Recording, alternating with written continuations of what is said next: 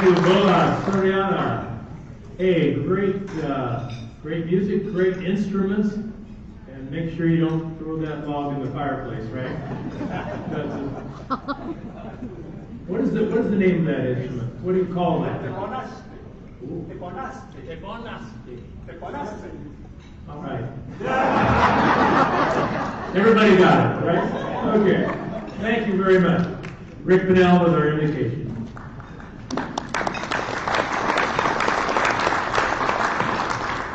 So a couple weeks ago, I was working on the invocation. I had a really good prayer for you. And then after last week, and I saw the humor, I thought that was great. And then a friend of mine sent me a video, not to me, to a lot of different people. She's a Jewish professor and teaching in a Catholic college in the East Coast. And she was, it's kind of a cultural class, and she was telling them Jewish jokes. And they were all frozen with political correctness. None of them laughed. And she says, the problem is deeper than I thought about humor in our world today. And I thought that was interesting. And so she had to go back and spend classes explaining cultural and religious humor to these students, which is kind of a sad thing.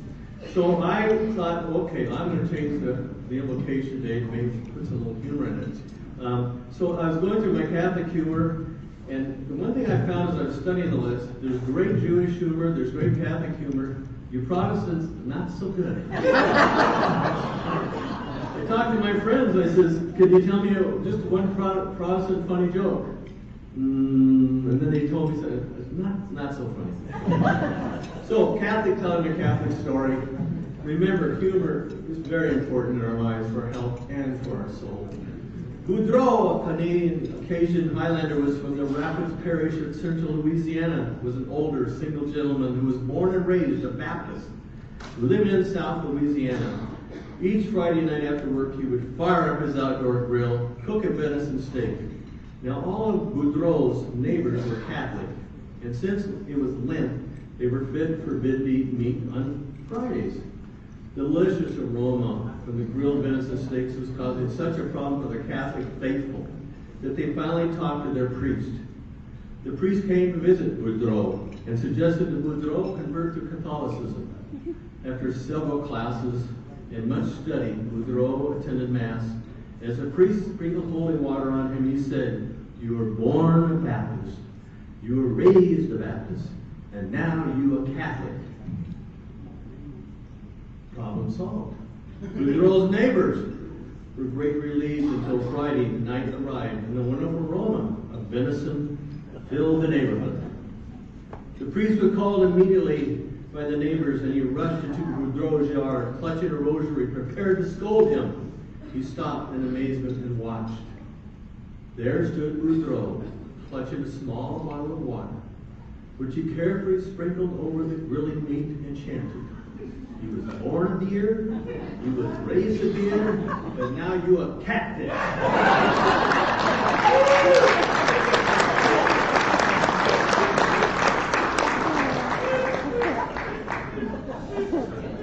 Yes, humor is good for the soul. Thank you, Rick.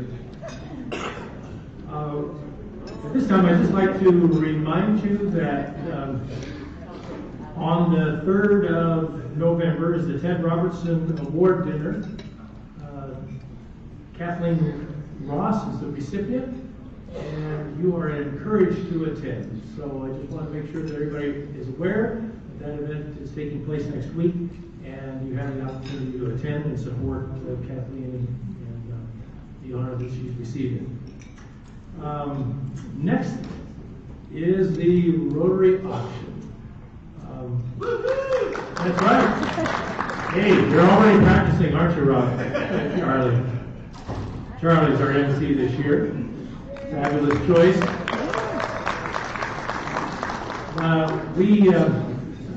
This auction is the first that we've had in person in 4 years. It is also the largest fundraiser that we have for a 2-year period, and it's a lot of fun. It's a lot of fun to get back together. This is going to be our first chance of getting together and having a great dinner, conversation, and bidding high on silent and live auctions. And what makes it even more fun is more people. So on your table, if you have not registered to attend the event, I hope that you will. And help us raise lots of money for Rotary charities for the next 2 years. Also, another way you can help is to think about a silent auction item that you could provide the auction. We're, what are we counting? 19, well, a little over 19 days. About 3 weeks away. And just kind of think about places you go, places you visit, businesses you patronage. And don't be afraid to ask them if they would like to contribute an item to the Yakima downtown Rotary auction. I went around town yesterday, just a place where to get coffee, or actually, I really don't get coffee there, but I know the owner, so I stopped in, and he was so happy to give me $100 worth of coffee cards. You know, I just thought last minute, oh, I'll pull in there and just ask him. Sure, here you go. So as you go around town, think about where you go, people you know, businesses you support, and ask for their support for the Rotary auction. All right, Linda Kaminsky is going to introduce a new member.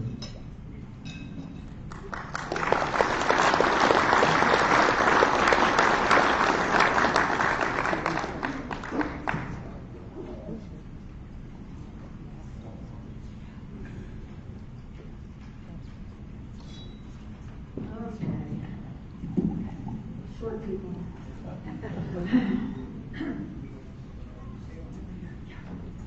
Okay, it is my great pleasure today to introduce a new member to Rotary. She is my Vice President for Instruction and Student Services at YVC. So Jennifer Ernst was born in Torrance, California, and raised in Glendale, Arizona. She attended, after high school, Glendale Community College as a first-generation student. So that better explain that. First generation means you're the first in your family to go to college. She earned her Bachelor of Arts in English Literature at the University of Pitt. Yay, Pitt, where I came from, remember? After attending 5 schools in 4 states and accumulating 211 credits. So her bachelor's was a hard road. And then she earned her master's, Master of Arts in English Literature at Duquesne University, also in Pittsburgh. And her doctorate of education at Ferris State University in Michigan. So she has committed her professional life for the last 20 years to ensuring that community colleges remain an excellent and viable option for all students. Her work history is that she was a tenured English instructor at Henry Ford Community College, and then was promoted to Associate Dean, and then to the Dean of Liberal Arts, and since 2021, she has been at YVC as our Vice President for Instruction and Student Services. Her husband, Ray, she has 3 children in college, and they are all avid hikers. She is also a very accomplished flute player, flautist, and has played with semi-professional ensembles and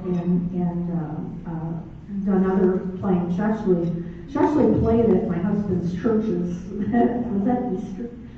What? At Christmas. Yes, so she's very good at that.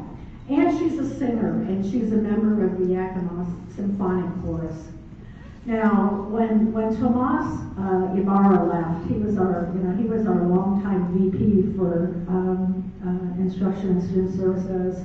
I was really worried because I thought, oh my gosh, the man has so much. I mean, he's worked in pretty much every college in the state, and had so much experience, and I was really worried about, oh, are we ever going to be able to replace him? Well, you've heard, about hitting the ground running. When Jennifer started in 21, she not only caught the ball from Tomas but she ran it right over the goal line. She just did everything. She has been amazing. She never slows down. She's like the Energizer Bunny. And she has already, in the short time she's been here, solved so many problems and dealt with so many things. And you are going to love her because she's a workaholic. So, she'll want to be on all the committees at the same time. And so it's my pleasure to introduce Jennifer Hurst.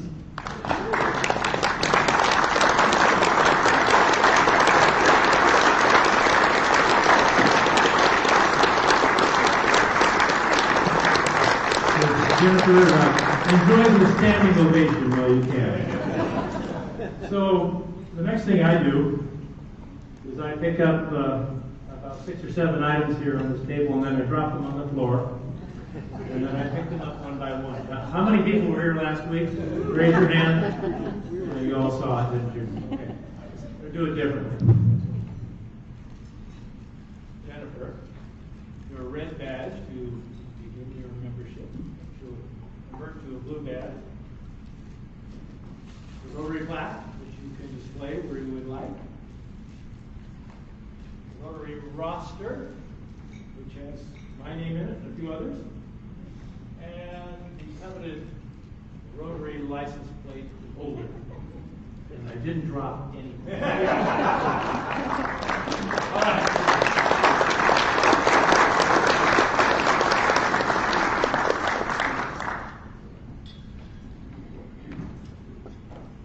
Okay. I'm going to say a little something about something called the 2022 Excellence on Maine Award. And here's the description of it. The award recognizes outstanding projects and people that reflect an attitude of perseverance and dedication to community revitalization in Washington, and will be presented to one community, organization, or individual each year.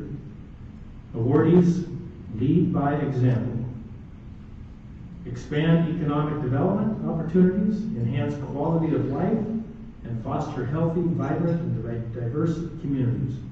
This is the highest honor the Washington State Main Street program can bestow. And this honor came about because one of our members, I guess, maybe a dream or idea, and you are now seeing it being constructed right now. So I'd like John Ball to come forward and receive this.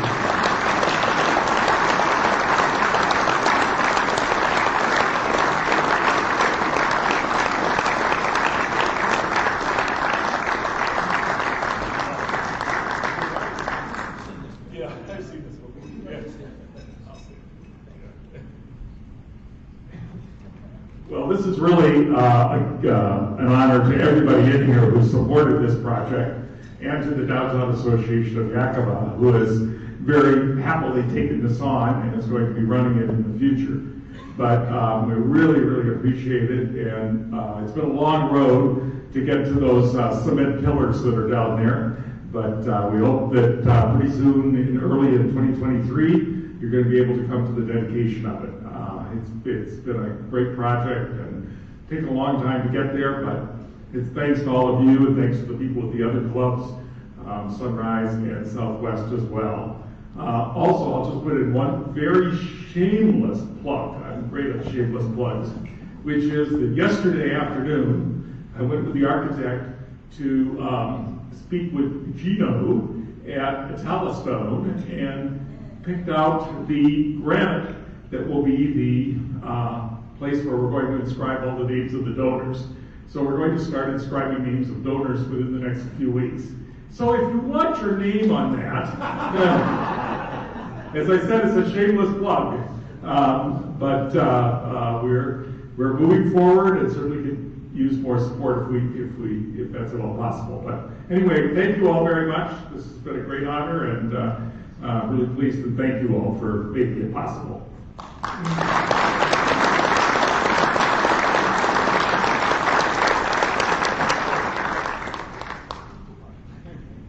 Now, isn't it nice to have that award presented for a project in Yakima, Washington? I think that's pretty spectacular. All right. Now the fun begins. Right, David Hargraves, our Sergeant of Arms.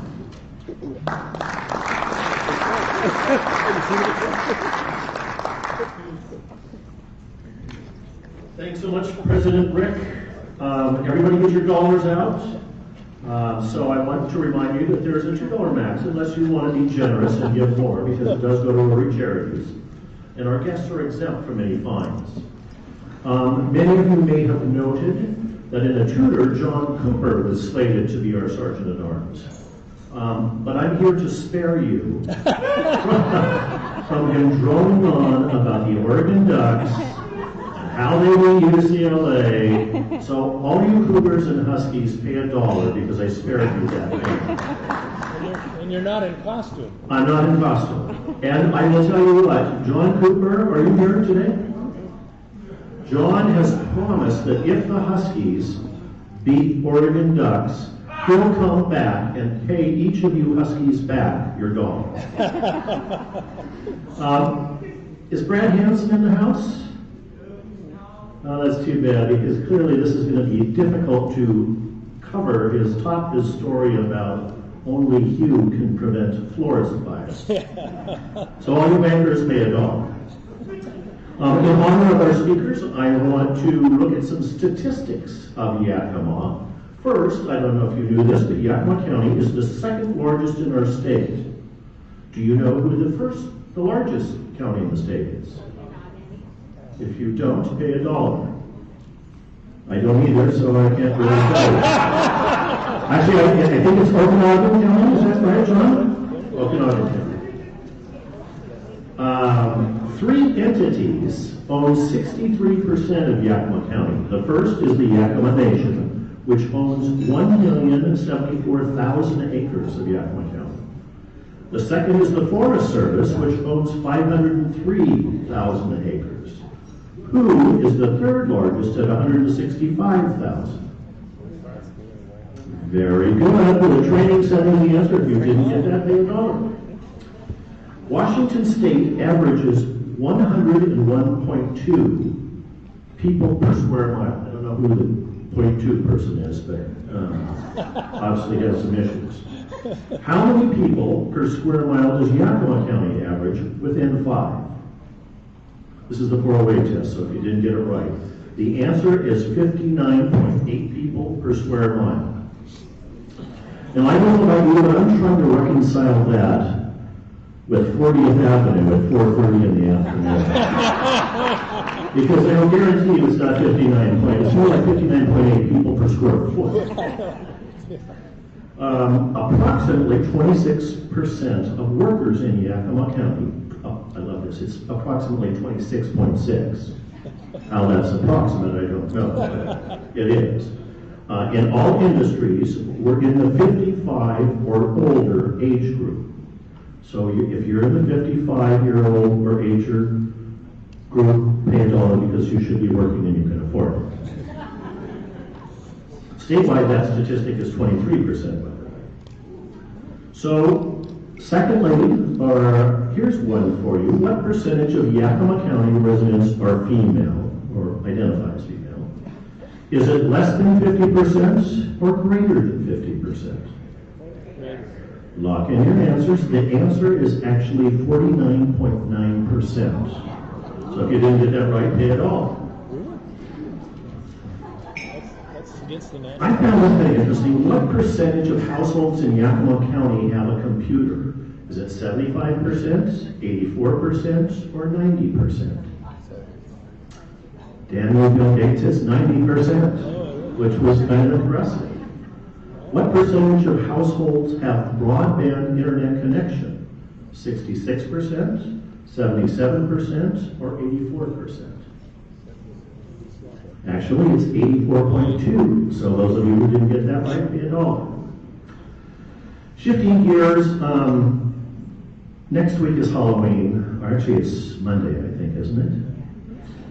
I never really enjoyed Halloween, ever since my mother dressed me up in a costume that was a piñata. It was very colorful and it looked pretty cool until I went out trick-or-treating and just got the hell beat out of me. So if you're going to be in costume in the next few days, please pay $1. I think the other thing that really pains me on Halloween is people who dress up their pets. Because you see these pictures and the pets just look miserable. So if you dress up your pet for Halloween, pay $1. And finally, we are 12 days away from the midterm elections. Is everybody as happy about that as I am? I know we all know the story about that politics is derived from poly, meaning many, and ticks, meaning blood-sucking parasites. But the negative ads and all of this is just painful. So if you're in the advertising, publishing, or broadcasting business, please pay $1 because this has got to be your hardest time of all the ads. And finally, if you haven't voted your ballot yet, pay $1. Thanks very much.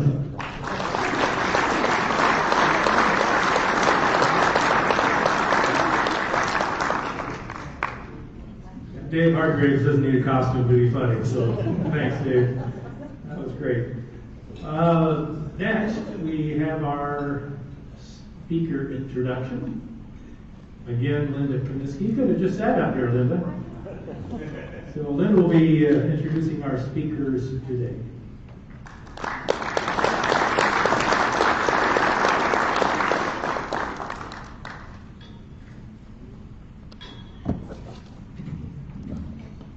Okay, today we are going to hear from some very important people in our community.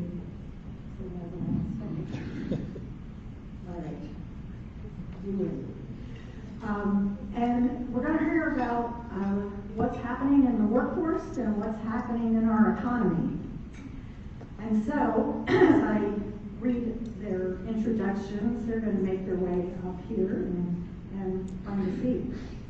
So first is Amy Martinez. Amy is the Chief Executive Officer of South Central Workforce Development Council and has been since 2021. But before that, she had a 20-plus year history of working in that organization. And prior to that, she worked for Washington State Employment Security Department and Yakima Valley Farm Workers Clinic. She has a bachelor's degree in family and consumer science and human science from Central Washington University. And for those of you that are not familiar with South Central, it is a customer-driven workforce development system that delivers high-quality training and placement services for workers and businesses. Our second speaker here is Andrew Hall. Andrew is Executive Director of Downtown Association of Yakima and has been since 2017. He has a background in communication and marketing, including radio broadcasting, tourism marketing, sports info, and public relations. And his previous positions include tourism Walla Walla and sports info director at Whitman College. He has a bachelor's degree in English Lit from UCLA. And the Downtown Association of Yakima has a vision of downtown Yakima that as a unique, vital, and vibrant district, a safe, clean, walkable neighborhood that invites one to linger. And our third speaker is our very young Jonathan Smith, who is Executive Director of the Yakima County Development Association and has been since 2015. He is the past chair of the Walla Walla Economic Development Association, and he is also a board member of South Central Workforce Development Council and Yakima SHRM, which is the local Human Resource Association. He has a master's degree in communication and leadership studies from Gonzaga University, bachelor's degree in public communication with a minor in economics from the University of Idaho, and is a certified economic developer with 16 years of rural economic development. And the Yakima County Development Association is a 501c3 organization that improves the economy and livability of Yakima County. And we have our interviewer is John DeVan. And John, of course, was the president of is the president of Washington State Tree and Fruit Association and has been since 2014. He was also the executive director of the Northwest Horticulture Council, the USDA Rural Development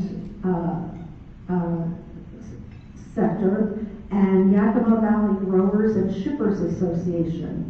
He also was legal assistant, deputy director, and policy advisor to U.S. Representative Doc Hastings for 10 years. He has a bachelor's degree in history from UW and a master's in history from Georgetown University. Thank you.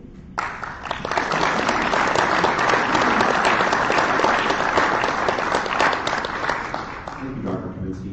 We've got a great dream team of panelists here who harmonize extremely well, just like our musical introduction. I have to say, having worked in rural economic development around the state, but living here in Yakima, we are incredibly blessed that you can get all of these folks who work on economic and workforce development issues on the same stage working together. That doesn't happen everywhere, so just know that we are all extremely blessed to have this group of folks working for you.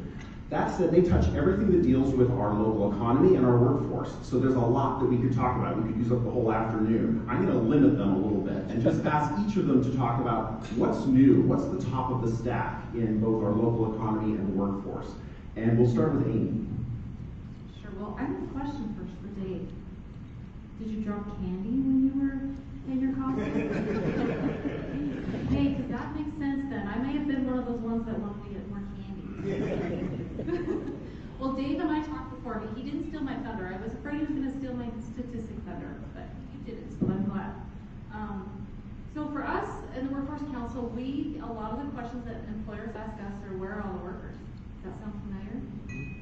So yeah, coming out of the pandemic, that's one of the things that we're trying to find workers. Hire everywhere. Wages are going up, thanks to inflation and other things. And also, because of the pandemic, a lot of kids and a lot of adults didn't go to school during the pandemic, whether it's post-secondary or even our younger kids did not go to school in K-12. So what we've been doing since the pandemic, actually I'm going to the question, but what we've been looking at is where are those workers? One of the things we look at first is, after the pandemic, where did they go? 50% of the workers retired. Some of those baby boomers retired. The other is, I one-upped John Smith here and have my statistics because I can't remember them like he can. The other part is 1 and 1.5 million nationally or foreign workers were not allowed back in the country because of COVID restrictions. So you take that 50% retired and another additional 1 million people nationally, which John Daney knows a lot about, I think, and they weren't back in. Then you take, after that, work-life balance. That workers that were coming back wanted to work part-time. Some issues because of childcare, huge childcare deserts across the nation, specifically in Yakima County and our more rural parts. So that's what we're looking at. We're working at making sure that there are career pathways for employers that meet their needs, and also literally going door to door and sometimes recruiting workers for the jobs that are open. Andrew, what's going on downtown? There's a lot going on downtown, and I'll just try to give you a brief overview of the mix that's happening. But to talk about the workforce, obviously the service industry took a tremendous hit because of COVID. We don't have hard numbers, but in talking to the businesses, particularly in the service industry, they're starting to see workers come back. At first, they just started to see workers in general coming back. And some of the restaurant owners are telling me now they're starting to see quality people come back. It's still a challenge, but it's improving. As far as the downtown, of course, it was very difficult through COVID, but we were really heartened by the resiliency of our downtown. We had a couple of businesses go out of business, but we also saw quite a few businesses open during COVID, and we've seen a lot of businesses open post-COVID in this new phase. So I would say that we're seeing incremental growth, and with the construction of the marketplace, which you so generously have supported, we feel that there are now some major infrastructure improvements that are going to inspire more investment downtown. But I can tell you that in the last 2 years, we've had at least 10 new businesses open up in the downtown core. Again, these are small businesses, and they vary on the spectrum of how sophisticated they are. But we are encouraged by the amount of investment in the downtown, and particularly in the retail sector, which is a great need for us. We've seen several retail shops open, and the one thing that we are really encouraged by is that retail is experiential retail. So we have a fabric shop, and not only is it a fabric shop, but there are the sewing lessons in there. People really have an experience when they're there. Also with another shop that opened up with his repurposed furniture. They also have classes on how to do furniture and those types of things, how to make all sorts of interior decorating aspects to your house. So they are what we call experiential businesses. And with that, I'll hand it off to John. John, who knows how to spell correctly? I appreciate that. What's going on in economic development throughout the county? So economic development, we did a survey this January. We partnered with the South Central Workforce Development Council, Amy's team, also that HR association you heard about, the local Yakima chapter. And then just for the record, it was the Washington Economic Development Association, not the Walla Walla. So if people were wondering when I made a stint to Walla Walla, that was that. So in the county, as far as economic development goes, looking back to that survey, 53 businesses responded that in the next 12 months, that would have been this year, they were expecting to add about 1,400 jobs. In a given year, normally we'll see our economy fluctuate somewhere between 1,400, maybe 3,000 on the high. And so it wasn't like the best year ever, certainly wasn't the worst. And then when we asked them a question that was backwards looking, in the past 12 months, what happened? It was about a wash. We had 50% of them that had grown, 50% that had decreased employment, coming out of COVID in 2021. And I think the net was something like 80 jobs lost. And so that growth then is on top of coming out of COVID pretty static. And those businesses that we surveyed were manufacturers, food processors, warehouse distribution, packaging, those industries. We weren't talking to retail, which is obviously very seasonal, or food service accommodations. The thing that I think is most exciting though, and you kind of draw the line to economic development, is our demographic makeup here in the community. So, is that the fire alarm that I set it off? All right, we're done. Everybody out. What we have is, I'm not sure how many people are aware of this, but since 2000, we haven't had more than 1 year of positive in-migration to the county. And what that means is the county's population has grown year over year, and that's made up of a couple different things. Babies are born, people die, and then people move in and move out. And as long as we keep pretty good track of how many babies are born and how many people die, the residual in population changes from people moving in and out. And since 2000, we haven't had more than 1 year of positive in-migration. In other words, what that means is that for every person who moves into the county, more than one person will move out. That is until the last 3 years we've had positive. So we look back to 2000, we've lost about 9,000 more people who moved away. that have moved in, but just in the last 3 years, we've had a positive increase of 2,000. So, of course, that increases the pressure on the housing market and some of those things, but it also helps to offset the challenges that we were just talking about in workforce and those things. And we're starting to see some of that in professional jobs and professional services that are offered here locally, because typically people move away or move in for a job that, you know, commands a salary that's enough to motivate someone to uproot their family and go to a different location. So it's really encouraging. This last year it was over 1,000 people in just the 1 year. So that's definitely a trend that we would like to see continue, and we think will be a big benefit to the economy overall. Thank you. Thank you. Earlier this week, you probably heard some of the economic news on unemployment. The Employment Security Department announced September unemployment rates being only 3.6% statewide, and which is the lowest September rate in 44 years, so a very low unemployment rate.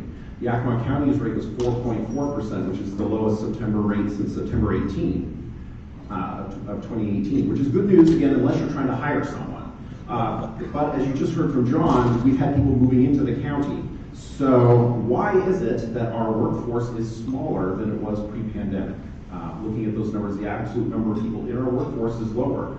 I think that gets back to Amy's comment about those who are not looking, because those numbers represent those who are working or looking for work, and people who aren't looking for work aren't counted. So how are we going to get them back? What can we be doing in our workforce, Amy, to encourage people who stepped away to move back into the workforce and help our economy grow?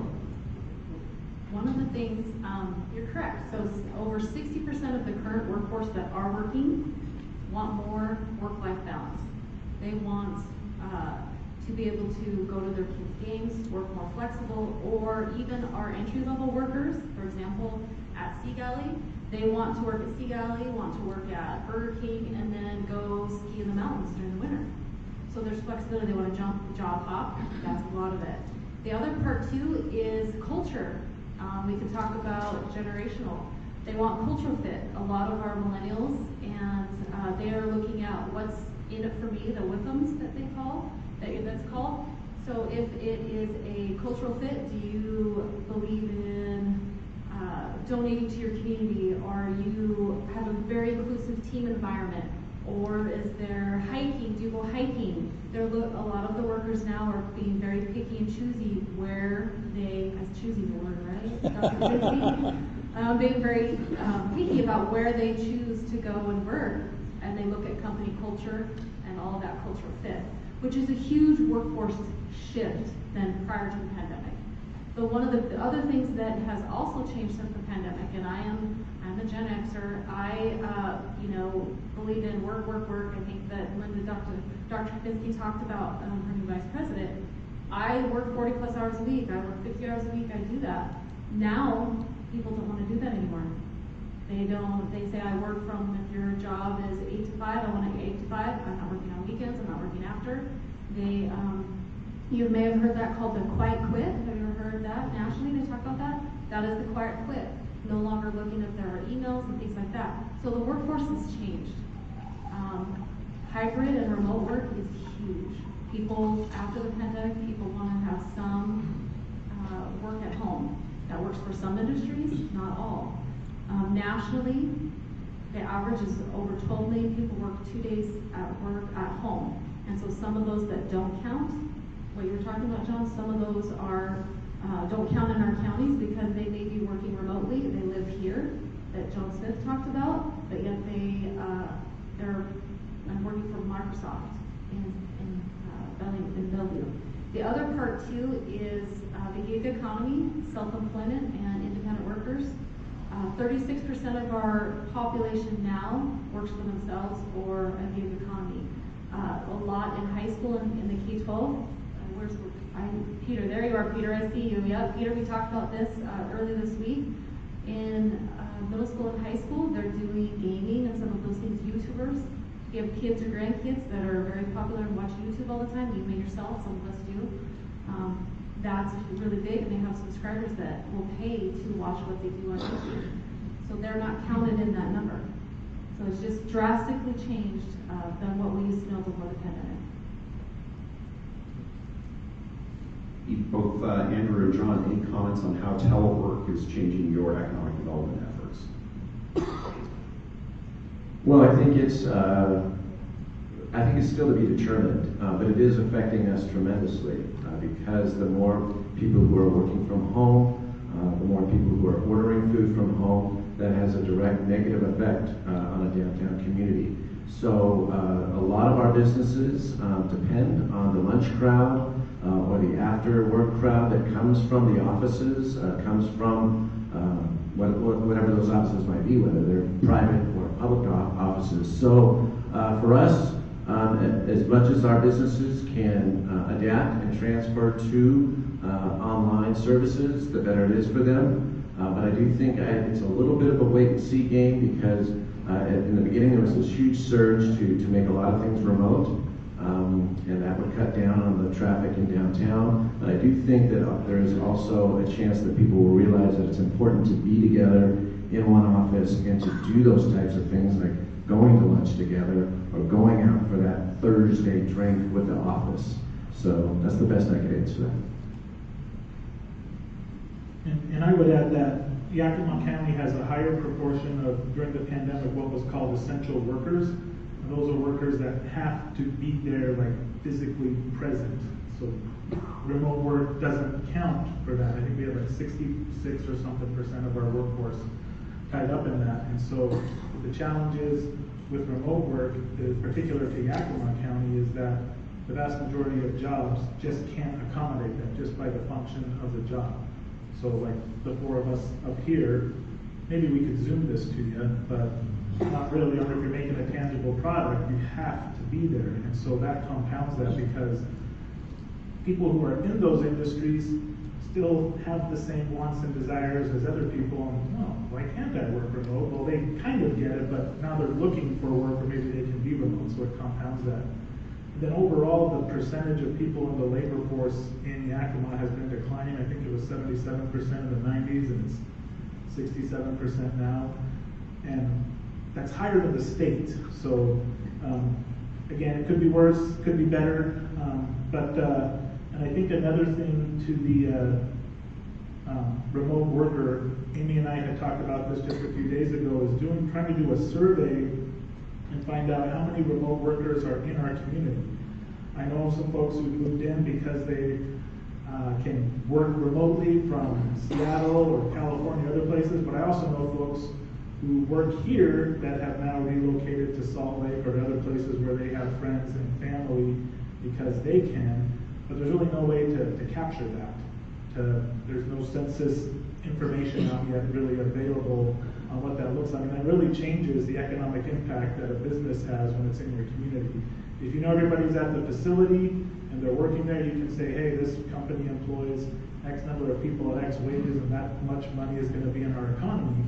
But if it's a remote work situation, this company employs 100 people and we have no idea how many of them live here. We don't know how much of the money that's being earned and being transacted there is actually going into our economy. So that's something we're going to try to figure out through some type of survey mechanism so we can get a handle on that. Great.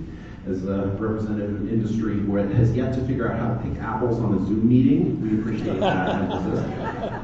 We do still have to move people and things, and therefore it's concerning that we've seen a cutback in our air service. How is that going to affect our economy and recruitment of the kind of workers that might have the option to work remotely and move here for our quality of life?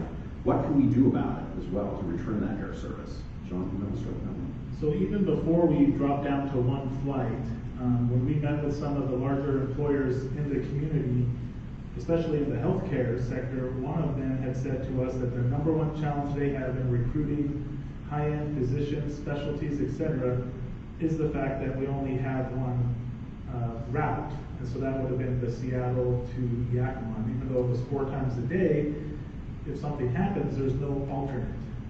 So in Tri-Cities, if you get stuck in wherever it is, they can reroute you. You can come to Tri-Cities from a number of different places. You couldn't do that from Yakima. And so even more so than the number of flights, it was the fact that there was only one chance, right? And so what we're seeing now, though, obviously we're down to one flight, and this is one of the hardest parts about economic development, maybe just about growing up in general, right, is it's not always about us.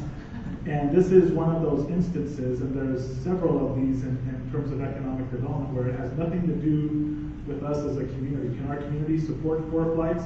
Absolutely, we know it has, we have the proof. But when Horizon Air has had 40% of its workforce retire or otherwise go away, it's not about Yakima. Now it's about, I only have so many airplanes available because of the pilots. Where can I put them that will make the most money? And it's not about, can Yakima support a flight? It's, where do I need to put that airplane for the betterment of my business? And so Yakima may be very well able to, and I know we can, support 4 flights, but if they don't have the capacity to have 4 flights, and 4 flights will do, or 3 flights will make more money being in Tri-Cities, or more money being in Spokane, or wherever else they're deploying them across the West, that's just the way it is. And the way out of that is we could try to buy our way out, right? We could say, hey, how much are you making in, wherever it is, and we'll just give you the money to make up the difference. But even that has a pretty tenuous track record at best. When folks have gone out, when I say folks, communities have gone out to buy air service, the report done by MIT in 2011 said that 50% success rate at best. These are communities that put up like $1 million from folks like you in the audience, and also cities or ports or the airport itself throws $1 million+ at an airline to try to get service set up. 50% success rate. That's increased a little bit. They did another study in 2016, and it moved up a touch to like 60%. But still, the community can only put so much money forward to try to buy a service. And that's the kind of the situation that we get into when we're in the game of scarce resources. That's ultimately, economics is the allocation of scarce resources to their highest and best use. We have a different idea of what the highest and best use is for Horizon's airplane than Horizon does, though. And so that creates a challenge. But they were in the community a couple of weeks ago. They've said this to others as well. I've got contacts at different airports around the state, and they've all told them, don't get too cozy with this idea that everybody's going to have to come to your airport to fly, because that's not our model. That's not the way that we want to do this long term. And so don't get too comfortable with that. We're going to be putting flights back out into these other areas, Wenatchee, Yakima, Walla Walla, these smaller communities, as soon as they're able to get that capacity back. That trend towards telework that we were talking about has been particularly hard on downtown commercial cores. There was a Brookings Institution study that came out in June that found that most national metro areas have fewer jobs and higher unemployment than they did before the pandemic. A lot of this is the result of the decreased commutes into downtown work. People stay in their suburbs to keep working, or work as they work from home. We've seen an 8.2% reduction in Yakima, according to this study, in the number of trips downtown since the pandemic. We're in better shape than Seattle, which saw a 29% decrease, and San Francisco, which had a 33% decrease. But getting those workers back into their downtown offices requires making it an attractive place to do business. Other than completing the market, what else can we be doing to make downtown a great place to do business? That's a great question. It's a big question. But I think that one of the things that we can do as a community is, one, decide that our downtown is important to us, and that we want it to be a place that is a destination. And what I mean by that is not going to a particular business and then getting in your car and going home, but saying, hey, let's go downtown today, we'll park, and then we'll hit 2 or 3 or 4 places. Or let's go down to downtown for dinner. Don't know exactly where we're going to go, but there's a lot of different restaurants, so let's just meet downtown and we'll walk. So I think the biggest thing that would help us is not only the continued investment by businesses and building owners into their infrastructure and into their businesses, but also as a community deciding that we want to make downtown Yakima a place where we can come out and hang out and walk. And I don't think we're there yet. I'm very heartened by the growth and investment that I have seen in the 5.5 years that I have been here. But I don't think we're quite there yet where someone would say, let's just go downtown, we'll get some dinner, then we'll walk to the movie, or we might even walk by some shops. and spend 3 or 4 hours there. So I think it's a holistic approach, but it's the building owners, the business owners, and the community deciding that they really feel downtown is important and they want to make it that place. There's a lot of specifics that are involved with that. For instance, creating more incentives for upper floor housing, assisting in getting some of those impediments out of the way that are keeping developers from putting in upper floor housing. There's a lot of other specifics as far as infrastructure and making things more walkable, lighting, all those things that we're conscious of all the time at the Downtown Association. But in a general sense, that's what I would say. Great. Just a quick question for each of you before we go to our final question, which is we've seen some huge investments recently. Amazon building new warehouses in the Tri-Cities, in Spokane. Is Yakima still competitive with some of our competition here in Central and Eastern Washington?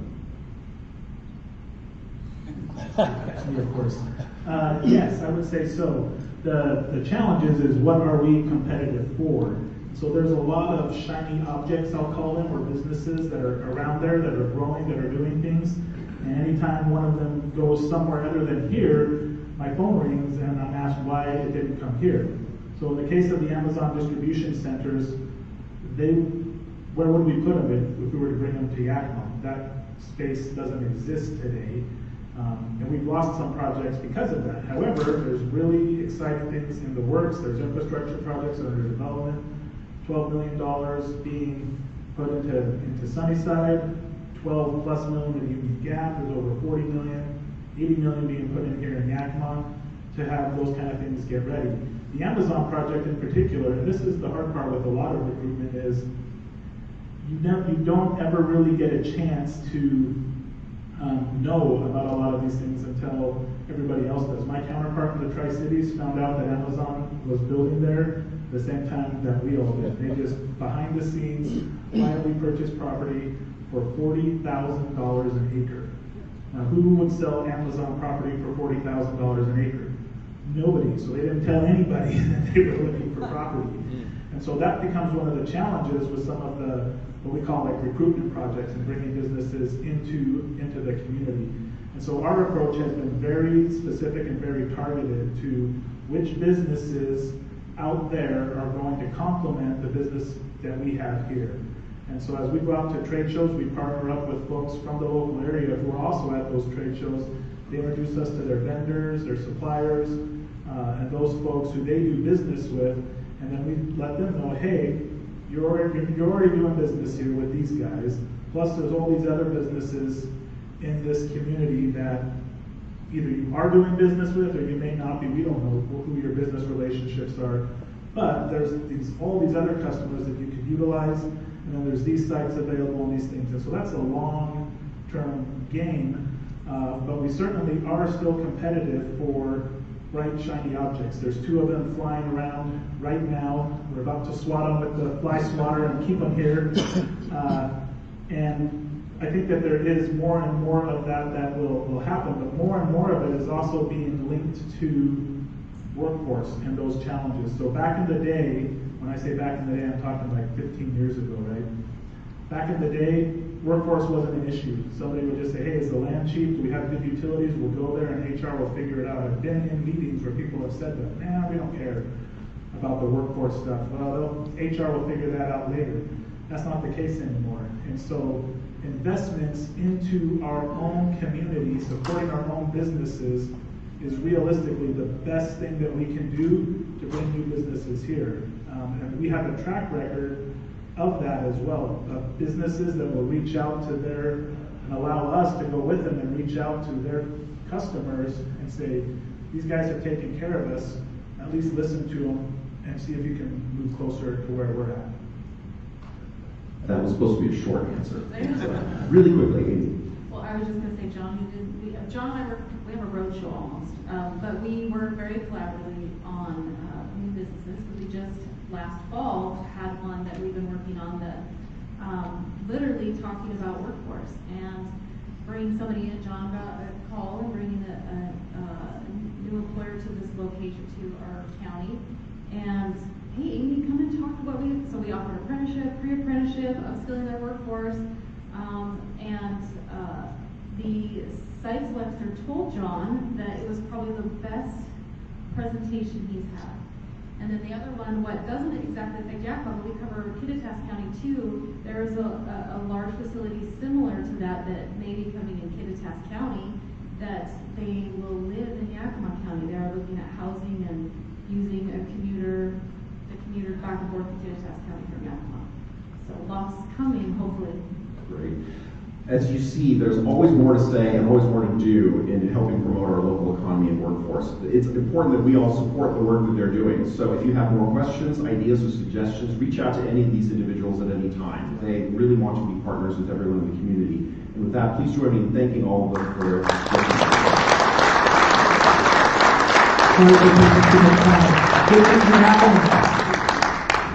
Would you mind remaining maybe for a few minutes? And if there are other questions from our members, they can come up and pose those to you. So, very quickly, I was thinking, we were talking about remote working and not gathering, and I thought, well, we had a great opportunity to break out of that remote mold, gather together, November 19th, Rotary auction, registrations are on the table.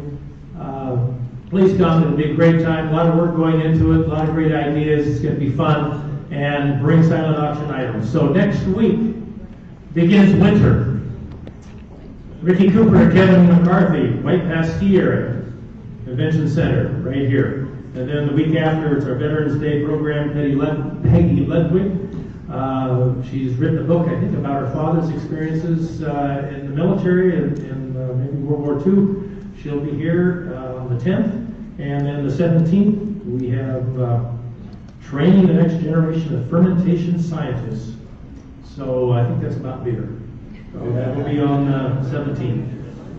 Thank you for coming. Thank you, guests, for coming. And we'll see you next week. Oh, you won't see me next week. John Ball's going to stand in for me. I'm going to go see my newborn granddaughter.